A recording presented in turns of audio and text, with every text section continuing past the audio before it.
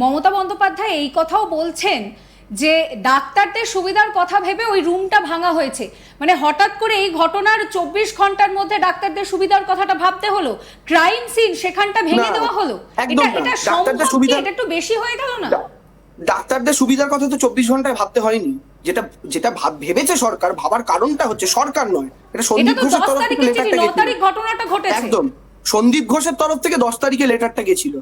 কিন্তু আপনি কি জানেন যে সিদ্ধান্তে সন্দীপ ঘোষ যে মিটিং এ বসে এই সিদ্ধান্তটা নিয়েছিলেন এগুলো করতে হবে, সেই অনুরোধটা এই মার্ডারটা হওয়ার পরের দিনই জুনিয়র ডাক্তারদের তরফ থেকে এসেছিল। ওই হাসপাতালে যারা 36 ঘন্টা ডিউটি করে ঘুমের চান্স পান না, একটু রেস্ট নিতে পারেন না। এবং আমি বলছি, এবং এই ভাঙার অর্ডারটায়, ভাঙার যে নিয়মটা, যে ভাঙা বলতে রেনোভেশন করা হবে, এটাতে 18 জন ডাক্তারের সই আছে। আমি মেনে নিলাম 18 জন ডাক্তারের সই আছে, আমি মেনে নিলাম। কিন্তু মমতা বন্দ্যোপাধ্যায় নিজের স্বাস্থ্য দপ্তরের উপর এতটুকু কন্ট্রোল নেই, যেখানে এত বড় একটা ঘটনা ঘটে গেছে, সেই ঘটনার মধ্যেই ক্রাইম সিন ভাঙা হচ্ছে। তার মানে তো স্বাস্থ্য দপ্তরের উপরেই তার কোনো কন্ট্রোল নেই। প্রথম কথা হচ্ছে সেমিনার রুম ভাঙা হয়নি, ফলে ওটা ক্রাইম সিন নয়। নাম্বার 1, সেমিনার রুম আমরা বলছি না, আমরা সেমিনার রুম একবারও বলছি না। আপনি ক্রাইম সিন বলছেন, তো ওটা ক্রাইম সিন কি করে হয়? সেমিনার রুমের উল্টো দিকে রুম যদি হয়, তো অ্যাটাচ তো। একদম একদম একদম সেই হিসাবে গোটা আরজি করকেই সিল করে দেওয়া উচিত। আপনাদের এই যুক্তি যদি প্রতিনিয়ত হতে থাকে, আমার বাড়িতে যদি একটা খুন হয়, আমার গোটা বিল্ডিং সিল হয়। গোটা বিল্ডিংও সিল হতে পারে, গোটা বিল্ডিংও সিল হতে পারে যদি তদন্তকারীরা প্রয়োজন মনে করে। তাহলে এখানে কলকাতা পুলিশ এই জায়গাটা প্রয়োজন মনে করলো না যে ওই ফ্লোরটা সিল করা হবে। এবং শুধু তাই নয়, ঘরটার যেটা লেন, এবার আমার বক্তব্য শুনুন, সোজা কথা। আপনারা তো এটা বলার চেষ্টা করছেন প্রমাণ লোপাট হয়েছে। আপনি আমায় একটা কথা বলুন, সিবিআই তদন্ত করছে মোর দ্যান 25 ডেজ। সিবিআই কি 25 দিনে কোথাও দাঁড়িয়ে এই প্রমাণ দাখিল করতে পেরেছে? প্রমাণ লোপাটের কথা কোর্টেই বলা হয়েছে। এবং আরেকটা যেটা আমি বলতে চাইছি, রুমটা পুরো 51 সেন্টিমিটার, আচ্ছা, প্রমাণ লোপাট নিয়ে সিবিআই কোর্টে কি বলেছে আপনি বলুন তো? সিবিআই বলেছে crime scene has been altered, এই কথাটা বলেছে। হ্যাঁ, সেখানে এবার আমি বলছি crime scene has been altered মানে এই যে প্রমাণ লোপাট করা হচ্ছে। বাকি 11 ফুট তাহলে কোথায় হারিয়ে গেল দেবাংশু?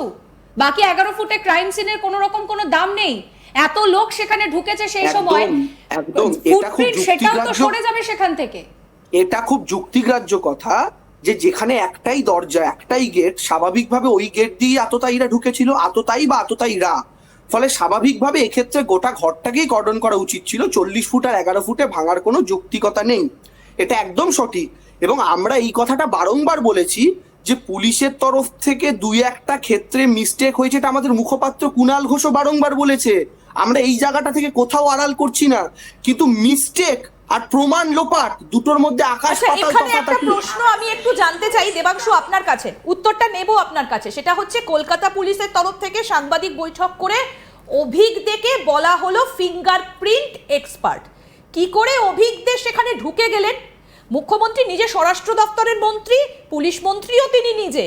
তাহলে কি পুলিশের ওপরও কোনো নির্ভরযোগ্যতা আমরা দেখাতে পারবো না যে আমাদের পুলিশ নির্ভরযোগ্য একটা তথ্য দিচ্ছে সেটা ঠিক? আমরা কি এটাও মনে করতে পারবো না সাধারণ নাগরিক হিসেবে? পুলিশ স্পষ্ট করে বলেছে ওটা অভিজ্ঞ ছিল না, অন্য একজন ব্যক্তি ছিল। পুলিশ এটা স্পষ্ট করে বলেছে, যাকে পেছন থেকে অভিজ্ঞ বলছেন সেটা অভিজ্ঞ নয়। এবং পুলিশে তো বয়ান প্রায় 2 থেকে 3 বার পাল্টে ফেলেছে। কিরম পাল্টেছে বলুন তো?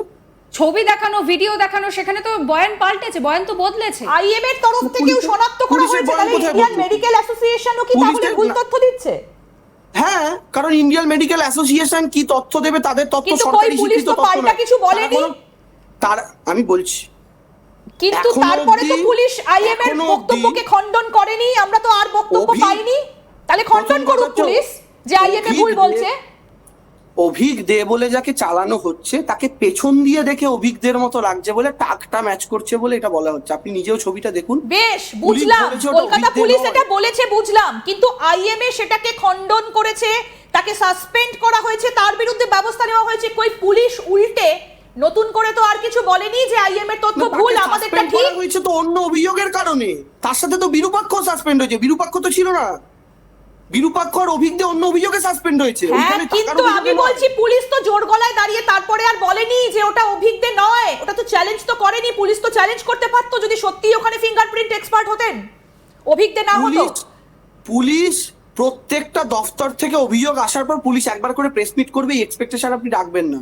ও আচ্ছা, যখন এটা যে কোনো ক্রাইম, সরকারি জায়গায় একটা মেয়ের প্রাণ চলে গেল, এটা যে কোনো ক্রাইম বলে আপনি মনে করেন? তাহলে আমার কি নিরাপত্তা আছে রাস্তায় আজকে বাড়ি ফিরতে পারবো? পুলিশের তরফ থেকে প্রেস কনফারেন্স করে বলা হয়েছে ওটা অভিক দে নয়, তার পরবর্তীকালে আইএমএ বলেছে ওটা অভিক দে। এখানেই গল্প শেষ, কারণ কেউ প্রুফ করতে পারেনি ওটা অভিক দে। আইএমএ তো প্রুফ করে দিয়েছে, আবার কি প্রুফ কোথায় করবে? প্রুফ করেছেন? আইএমএ প্রুফ করে দিয়েছে তো। প্রুফ কোথায়? কাগজে আমি লিখে দিলাম এটা অভিক দে, এটা প্রুফ। আচ্ছা দেবাংশু, পুলিশও তো আর দেবাংশু, লিখে দেয়নি, তাহলে পুলিশ নামুক আসরে, পুলিশ নামুক। পুলিশের ওই কোর্টের সব কথা কাগজে লিখে আসে, কি হবে? আর কি বলবে? কোর্টের সমস্ত নির্দেশ কাগজে আসে, তাহলে সেটাও তাহলে মানবো না আমরা? আরে বাবা, পুলিশও তো অফিসিয়াল প্রেস কনফারেন্সে বলেছে ওটা অভিক দে নয়। এখন আপনার যদি মনে হয় আপনি সাংবাদিক হিসেবে আইএম এর কথাকে বেশি গুরুত্ব দেন পুলিশ। তার মানে দেবাংশু, আপনি কি বলতে চাইছেন আইএম এর কোনো গুরুত্ব নেই? আইএমএ কি একদম এলেবেলে একটা সংস্থা, তার কোনো গুরুত্ব না, নেই? একদম নয়। আপনার কথাই তো সেরকমই লাগছে। এলেবেলে সংস্থা, কিন্তু আইএমএ কোনো সরকারি সংস্থা নয়, এটা একটা ডাক্তারদের অর্গানাইজেশন। তারা একটা অভিযোগ করতেই পারে, সেই অভিযোগটা পুলিশ নস্যাৎ করে দিয়েছে। দেবাংশু, এই মুহূর্তে আমাদের লাইভ স্ট্রিম অনেকেই দেখছেন, তারপরে আইএম এর দায়িত্ব সেটাকে প্রমাণ করা। হ্যাঁ, আমি বুঝলাম। মধুমিতা দাশগুপ্ত বলে একজন কমেন্ট করেছেন, আপনার এই যে পোস্ট, যে পুজোতে এই যে ইনকামের কথা আপনি বলছেন, আমাদের এই দর্শক তিনি প্রশ্ন করছেন আপনাকে যে এই পুজোতে যদি একটু রোজগারটা কারোর কম হয় তাহলে কি খুব অসুবিধে হয়ে যাবে? এটা তো একটা খুব গুরুত্বপূর্ণ বিষয়। আমি বিশ্বাস করছি যিনি প্রশ্নটা করেছেন তার বাবা চপও বেচেন না, তার বাবা রোল সেন্টারও দেন না, তার বাবা জামা কাপড়ের ব্যবসার সাথে জড়িত নেই, হয় তার বাবা সরকারি চাকরি করেন অথবা কোনো প্রাইভেট ফার্মে মোটা টাকার মাইনে পান, নাহলে এই প্রশ্নটা কেউ করতে পারেন না। দেবাংশু, কটা জামা হলো পুজোয়? আপনি কটা জামা কিনলেন? জিরো। এ বাবা, এই যে বললেন 50টা পুজোর মধ্যে 25টা দেখা হয়ে গেছে, বাকি 25টাতে আপনি বাইরে খাবেন, 5 দিনের প্ল্যান, তাহলে কি পুরনো জামা পরে যাবেন? 25টা পুজো দেখা হয়ে গেছে বলেছি আমি? 25-30টা পুজো কাটা হয়ে গেছে বললেন।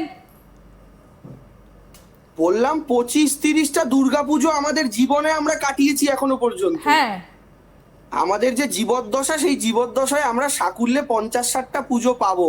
ভগবান আমাদের এভারেজ আয়ু যদি 60 বছর করে দিয়ে থাকেন, যেটা ভারতের এই যে সেই পোস্টটা এই মুহূর্তে আমরা দেখাচ্ছি, যেখানে আপনি কিন্তু লিখেছেন, হ্যাঁ লাস্টটা পড়ুন প্যারাগ্রাফটা। 25-30টা কাটিয়ে ফেলেছি, এই এক জীবনে বাকি রয়েছে আর হাতে গোনা কয়েকটা।